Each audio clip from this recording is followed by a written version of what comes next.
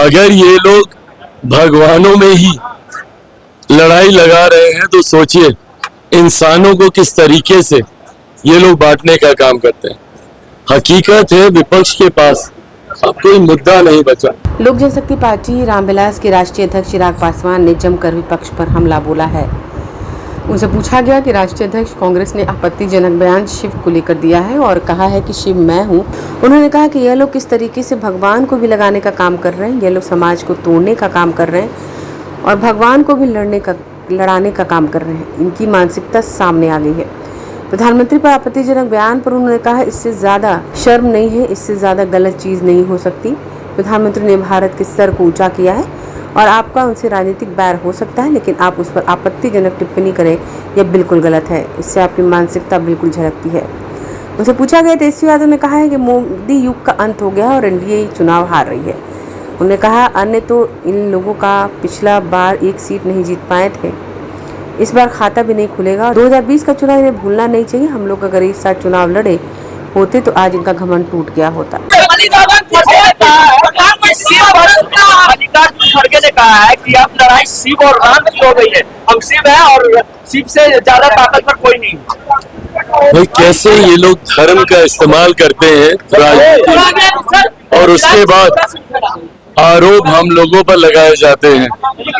अगर ये लोग भगवानों में ही लड़ाई लगा रहे हैं तो सोचिए इंसानों को किस तरीके से ये लोग बांटने का काम करते हैं। हकीकत है विपक्ष के पास अब कोई मुद्दा नहीं बचा, इसीलिए ये लोग इस तरीके की भाषा का इस्तेमाल कर रहे हैं।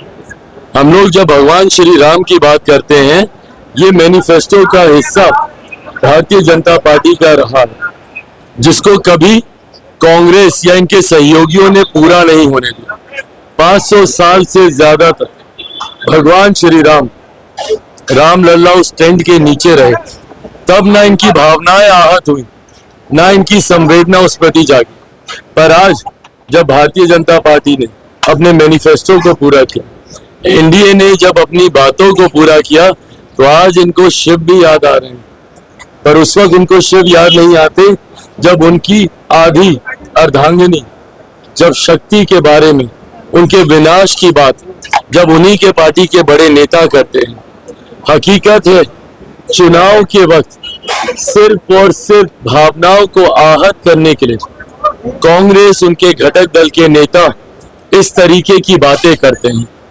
आज जब वो शिव को इतना याद कर रहे हैं तो उनको राहुल गांधी जी का वो बयान भी याद आना चाहिए, जहां पे वो शक्ति के विनाश की वो बात करते हैं। ऐसे में इन्हीं विरोधाभास में जो इंडिया अलायंस अटका हुआ है, यही कारण है कि 14 से कम समर्थन 19 में मिला और इस बार कांग्रेस ऐतिहासिक ऑल टाइम लो पर इस बार कांग्रेस का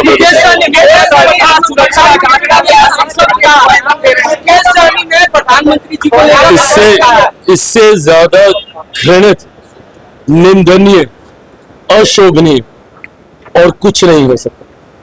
जिस तरीके से भाषा की सारी मर्यादा को तार तार कर दिया गया, और मैं बिहार की जनता से भी अपील करूंगा, और बल्कि मैं उन लोगों से भी अपील करूंगा जो संभवतः कम संख्या में ही सही पर आज की तारीख में जो इंडिया अलायंस का समर्थन कर रहे हैं, मैं पूछना चाहूंगा कि क्या ऐसी भाषा का आप लोग समर्थन कीजिएगा? मेरे प्रधानमंत्री से लाख बैर सही, पर क्या कोई भी सभ्य समाज में ऐसी भाषा का स्थान है? क्या आप एक राष्ट्रीय अध्यक्ष के लिए आप इस तरीके की भाषा का आप इस्तेमाल कर सकते हैं? आपका विरोध किसी से भी हो, भारतीय भाषाओं में उसके शब्दकोश में ऐसे शब्द हैं कि आप कड़ी से कड़ी निंदा मर्यादित शब्दों में रहकर आप कर सकते हैं। हमारे देश का गौरव है, हमारे देश का पहचान है हमारे प्रधानमंत्री। आपका उनसे मतभेद वैचारिक हो सकता है, पर इस तरीके से व्यक्तिगत टिप्पणी करना क्या आपको शोभा देता है? आज की तारीख में हम लोग 21वीं सदी में हैं, पढ़े लिखे समाज की हम लोग कल्पना करते हैं। ऐसे में जब ऐसे लोग जिनको कोई ना कोई अपना आदर्श मानता होगा, किस तरीके की एग्जाम्पल आप सेट कर रहे हैं, किस तरीके का उदाहरण आप देना चाह रहे हैं, मैं बिहार की जनता से आग्रह करूंगा कि देखें और देखकर निर्णय लें। एक तरफ राजद है जो परिवार की मां बहनों को गाली देने का काम करते हैं, दूसरी तरफ उनके सहयोगी हैं जो प्रधानमंत्री जी के बारे में इस तरीके के शब्दों का इस्तेमाल करते हैं।